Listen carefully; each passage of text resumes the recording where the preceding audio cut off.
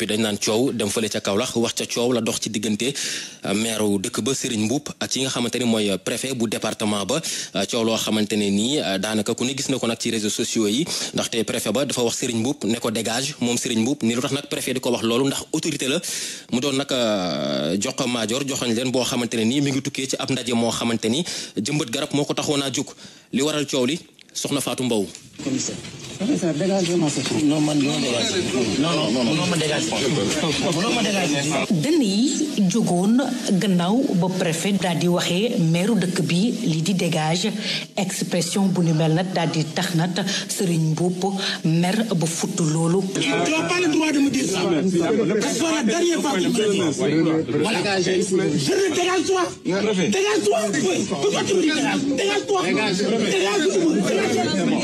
li waral nag mbir mu ni mel ab cérémonie de reboisement ca Touba Ndorong nag te kenn yëgalul li di meeru dëkk bi dal mbir yu ni mel moom mi nag di xam ne démarche bu ni mel jekkul jubul te jaaduwul. kon nag jaadu na préfet ci boppam buy ñëw ci Touba Ndorong ma nekk meeru dëkk bi dëkk fi mu yëgal ma ko leeral ko ne ko li muy def yoon mayu ko ndax ñun ñëpp yow doon ñu tënk mais mënoo fekk maire ci biir quartier am fekk ko ci autorité am fekk ko ci transfert de compétence am nga naan ko dégager il m'a offensé. kaddu yu ni mel nag tax ba Serigne Mboup di xam ne dina yóbbu mbir mi ci yoon waaye it sàkku ci état naka noonu tamit jëwriñ bu ñu gàllu wàllum biir réew ngir ñu bañ a violer nag lii di àq ak yelleefu ili la ko yi. waaye damay avertir président de la république avertir premier ministre avertir ministre de l'intérieur il faut que les préfets arrêtent de faire de l'abus nit bu ñu la dénkee ordre da ngay faire régner l'ordre et il m'a dit quelque chose et demain je vais le constater et je vais écrire au procureur te dama koy def ci notre population bi yëpp nag. Fatou Mbow Kaolack rajo Futur Média. soxna Fatou Mbow moom Serigne Mboup plainte boobee ne mu ni moom lay teg nag ci ndoddal kii di préfet bu Kaolack di Latir Ndiaye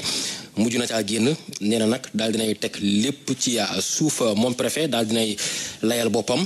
daal dinay janook taskatu xabaar yi nee na nag ni yëf yi demee daal dina koy réccu ndaxte du noonee la ko bëggee woon waaye dafa fekk ni ñàkk déggoo rek moo daal dee am te lépp nag mi ngi tukkee ci ab association boo xamante ne nii ñoom ñoo waroon a ànde nag ndaje moomee ngir jëmbat garab ak kii di meeru dëkk ba Serigne Mboup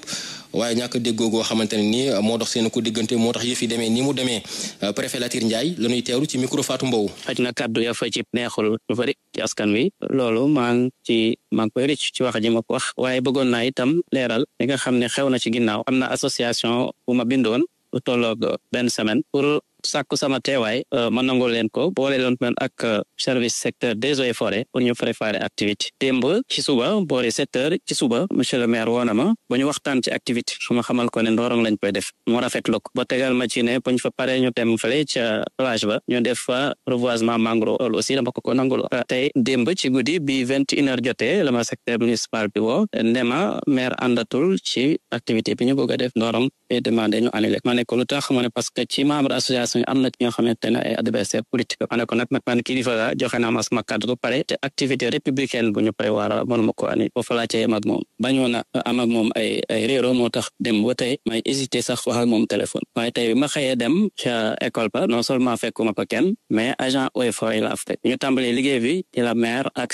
ñi ma àndal wax ma ñaan ma ñu arrêté pour waxtaan te ku ne xam naa ne foofu kilifa mënu faa taxaw di wax boo tax na ngoom tontuma ko man def ko activité bu pare dem bugg a def point de presse ci la ñu waat taxaw sama kanam ne point de presse bi ak te waxtaan te moo tax ñu werante ci biir ba kàddu yooyu génn ci nga xam ne xëy na ñëpp a ko ñaawul man ni sama bopp maa ngi koy ñaaw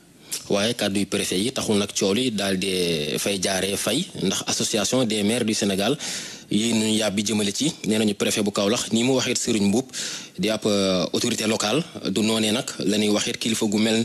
goo xamante ne nii askan ñoo ko daal dee fal nee nañu nag lii duñu ko seetaan ndaxte ñàkk warma la jëmale ci moom premier magistrat bu ville bu Kaolack te it am na ci ay initiative yoo xamante ne nii dàq ñu daal di koy sumb te fuñ ci toll daañu ko yëgal nag askan wi ca Sédhiou moom jëmbat nañu garab kenn merul kenn jëlee fa xol bu tàng loolee nag daal di amee ca dëkk bi nga xamante ne nii mooy bokkal nekk ca frontière ba suñu digganteeg Gambie waaye ki nga xamante ne nii mooy adjoint gouverneur moom mi daal di présider ndaje mi nee na nag nañu taxaw ci li nga xamante ne nii mooy li doy waar lu am ci àll ba mooy garab yi ni dagg nag di ko jaay ndaxte sàmm forêt boobee dafa doon loo xamante ne nii wareef la ci képp ku ne ba Ousmane Danfakha la ñu teewlu ci micro Bakary Konté. dañoo seetlu ne sensibilisation ñu ngi koy def ci wàllum sàmm gàncax gi mais dañoo gis ne ba léegi loolu dafa des parce que ñu ngi gis à chaque fois ñu ngi ko di gis ne suñu àll suñu forêt ñu ngi yàqu déforestation baa ngi yokk maanaam dagginu garab bi ak dégradation aussi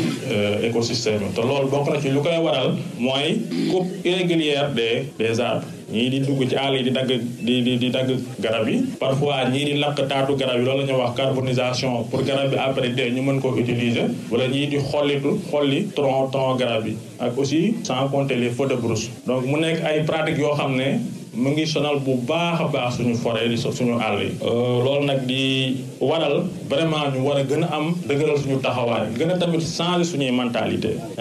ndaxte garab kenn werantewul lu am solo la ci dundub doomu aadama donc ba tax ne vraiment sàmm bu ñu ko war a sàmm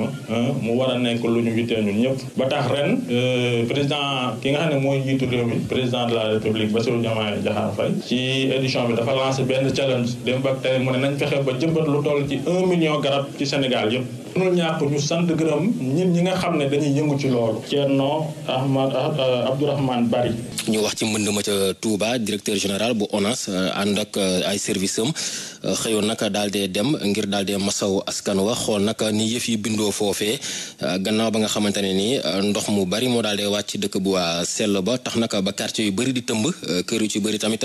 ndox may fay jaaba jonge Seyni Dieng li waral lii nag mooy lenn ci ay machines yi nga xamante ni ñoo war a pomper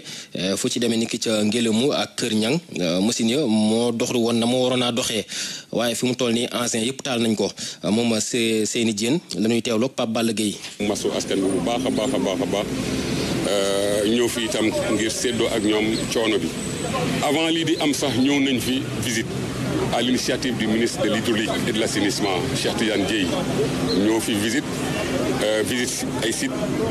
visité nañu point bi nekk kanamu mairie bi visité nañu Kër Ñang visité nañu Ngélémou donc yooyu sites yëpp doon ay sites yoo xamante ne ay sites yu am solo la ci xeexu mbënd mi fii ci Touba bi ñu leen visité aussi fekk premier ministre waroon fi ñëw aussi inauguré wale fi ñuy wax Ngélémou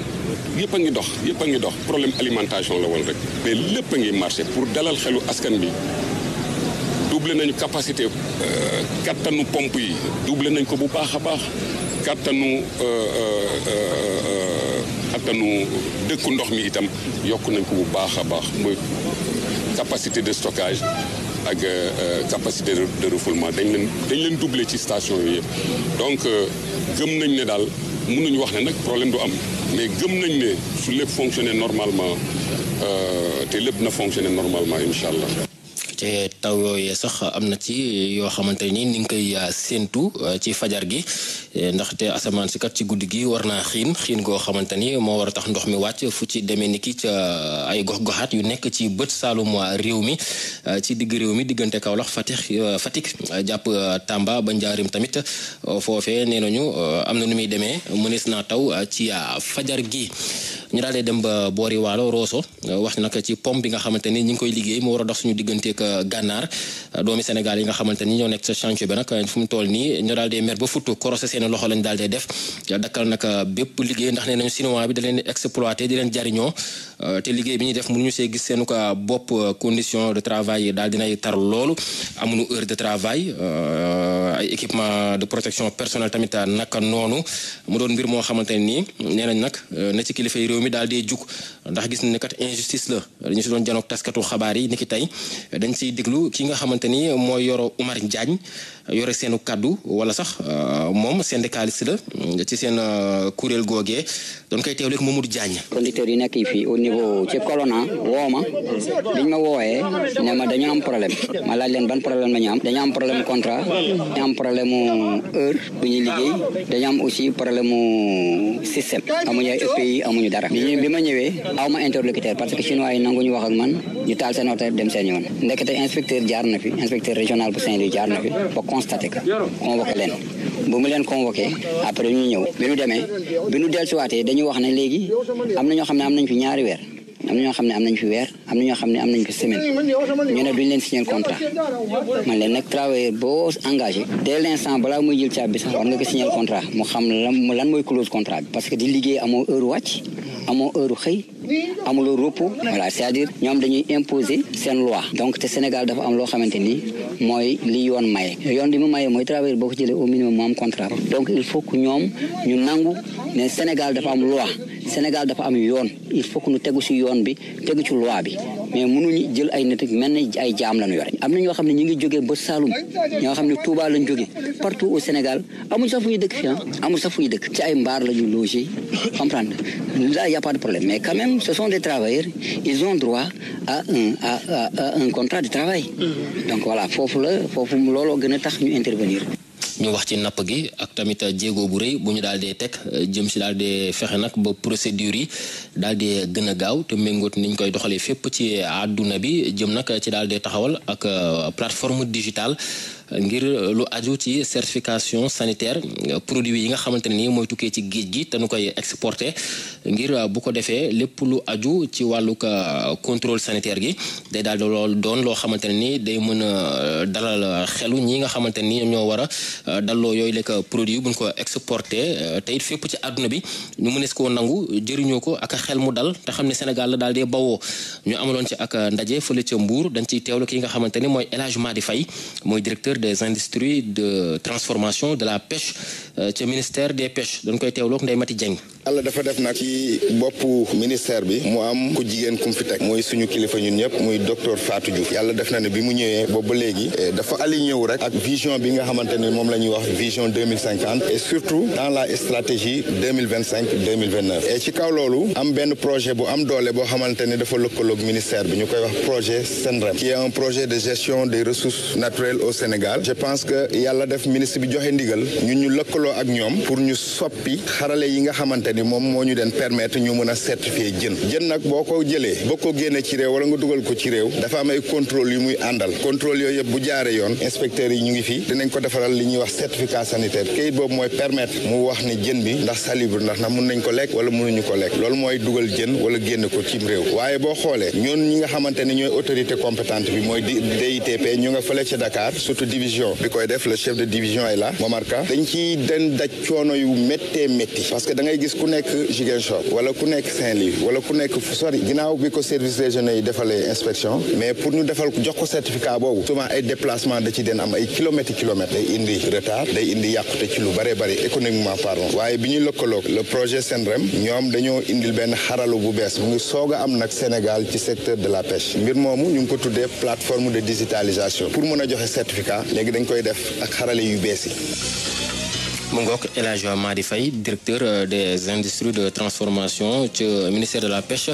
di élément bi nga xamante ni mooy ndar kàpp xibaaru guddi gi waaye laataa nu jóg ñu fàttali leen li ci gënoon a fës. coow la ca Kaolack dox ci diggante maire ba Serigne Mboup ak ki nga xamante ni mooy préfet ndax préfet dafa ni ko dégage moom Serigne Mboup ni lu tax naka kilifa gi naan ko dégage li waral coow li naka daal di bawoo ci ndaje moo xamante ni jëmbat garab moo ko taxoon a jóg moom Serigne Mboup sax ni woon day porter plainte kii di Latir Ndiaye waaye ni nag daal na koy teg ci suuf taxul nag coow la daal dee fay ndax waa association des maires du Sénégal daal dinañ ci dugg ni nag ñaaru nañu kàddu yi nga xamante ni moom la préfet bu Kaolack daal di yëkkati moom préfet daal dee seetal boppam ni nag réccu na ni yëf yi daal dee demee mu jàpp nag ñàkk déggoo la dox ci moom Serigne Mboup ak association boo xamante ne nii dañoo waroon a waxtaan ba juboo ci anam gi nga xamante ne noonu lañuy amale nag cérémonie boo xamante ni jëmbat garab moo ko taxawoon a jug ca Touba Ndorong mënd ma ca Touba gannaaw taw yu foore lu ëpp juróomi téeméer ci ay kër ndox ma ne fa di fa jaaba jonge bëri na tamit ci ay quartiers yoo xamante ne nii dañu daal di tëmb ci di directeur général bu ONAS xëyoon nag daal di dem ngir nemmeeku situation bi mu ni problème bi yëpp li ko indi mooy machine yi nga xamante ni ñoo war a pompe ndox mi nag moo doxul woon waaye lépp dana delluwaat mel na mu meloon Seyni Dieng dégg ngeen ko ci biir xibaar yi liggéeykat yu doomi Sénégal yi nga xamante ni ñoo nekk ci chantier bii di pont bu Rosso war a dox suñu digganteeg gànnaar mer ba futu daal di korosé seen loxo nag dakkal liggéey ba nee nañu chinois bi da leen exploité ndaxte anam gënuy liggéeyee daal dinañ metti loolu te gis ñu seen quoi bopp du ay équipement de protection individuelle du contrat de travail du heure de travail daanaka lépp moom chinois bi mooy daal di dogal ñu bëgg nag kilifa réew mi daal di ci sàkkee sa pexe. dal leen jàmm mbokk yi ci sport weekend Mohamed Diop fekk Kader Lo ci machine bi. tàmbale kook wàllum basket Afrobasket 2025 ci jigéen ñi Nigéria moo jël raw gàddu bi di Tigers yi ñoom ñoo daan sànq Mali ci score 78-64 muy 7e sacre bu Nigérian yi di 5e boo xam ne nañ ko teglantoo gannaaw bi ñu ko jëlee atum 2017 2019 2021 ak 2023 match de classement 3e place bi Sénégal moom tamit dañ ko daan 65-66 waa Soudan du Sud ñoom ñoo leen daan sànq ci ngoon muy défaite boo xam ne métti na lool gaynde yu jigéen yi ndax duñu am médaille de bronze ci Afrobasket bi ñu teewlu yenn ci joueuses yi nga xam ne kon métti na leen lool défaite bi nga xam ne am nañ ko seen digganteeg Soudan du Sud. waaw ñu ngi doon séntu première place bi donc ñëw ba fii jël 4e place bi nekk woon loo xamante ne moom la ñu doon moo nekkoon suñu biir mais bon équipe bu jeune la am na ay mistake yu bëri yoo xam ne def nañ ko donc xanaa jàng rek si suñu mistake yi et préparer pour next prochaine fois incha allah ak suñu tournoi bi li dara am incha allah pare woon nañ pour jël ko mais comme ni ma la ko waxee rek commencement bi xam nga rek bàyyi nañ leen ñoom ñu mën a ñu écart bu bëri nit ñaa ngi wax arbitre yi c'est vrai arbitre yi joué nañ si benn rôle mais tamit bu ñu xoolee erreur yi ñuy def yëpp si biir bu ñu ko ajouté mënoon nañ mën a équipe bi sans pour autant ak arbitre yi kii ñu jot a def mais defaruwaat rek xam nga dellu xam nga gën a liggéey comme ça benn yoon bu ñu ñëwee rek nga xam ne dinañ pare incha allah. déçu parce que joué wuñ suñu basket te gënoon nañ bëgg représenter Sénégal comme nu mu waree gën leen siggil mais nag yàlla dogal nañ ñu perdre donc regroupé wu gën a defarwaat incha allah. parce que démb dañoo ñëwoon pour gagner gis naa ne d'après ni ñu joué wane woon na que ni dañoo ñëwoon pour gagner match bi donc yàlla dogal ñu perdre ko like suñu mentalité bi xam nga mu métti trop démb donc il fallait que ñu regroupé wu ci temps bu ndaw pour xam nga joxe li ñu am yëpp même si que ni ñu know waroon nañ gën a joxe 100% mais mujjul ant lu jàll rek am na leneen li nga xamante ni mooy ñëw ñu fexe comme lu ma wax regroupé wu gën a ñafe xam ne équipe yëpp dañoo ñëw pour gagner te équipe yëpp équipe yu baax lañ waaw Soudan tey ren moo nekkoon seen première année mais ay équipe bu baax lañ équipe bu dëgër lañ donc dañuy defaru rek ba nga xamante ni beneen yoon bu ñëwee dinañ représenter Sénégal dignement. mu ngoog leen ci joueuse yu équipe nationale bu basket ci jigéen ñi kon sànq la ñu perdre seen match 3e place seen digganteeg Soudan du Sud score final 65 pour Sénégal 66 pour waa Sud Soudan ci Afrobasket bi nga xamee ne kon mu fàttali jeex na tey ca Côte d'Ivoire Nigéria moo ko mujj jël ci kanamu Mali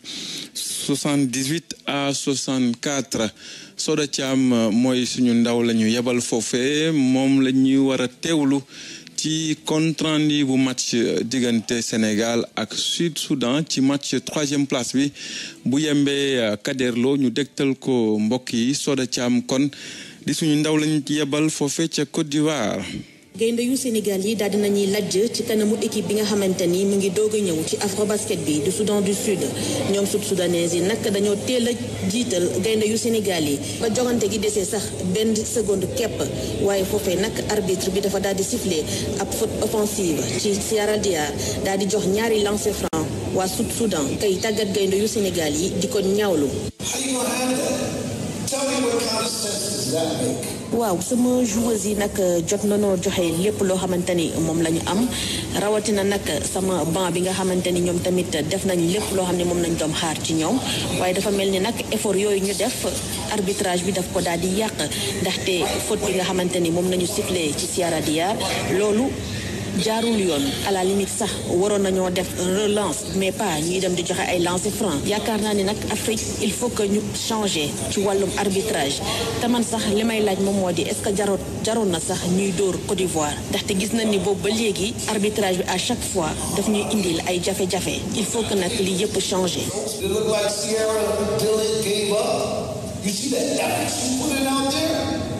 Victorine Thiaw mi nga xamante ni tey jii fësoon na ci jogante gi même sax bu fekkee ñaar fukki simili 49 secondes képp la am ci parquet bi moom it la coach ba wax la daal di xamle.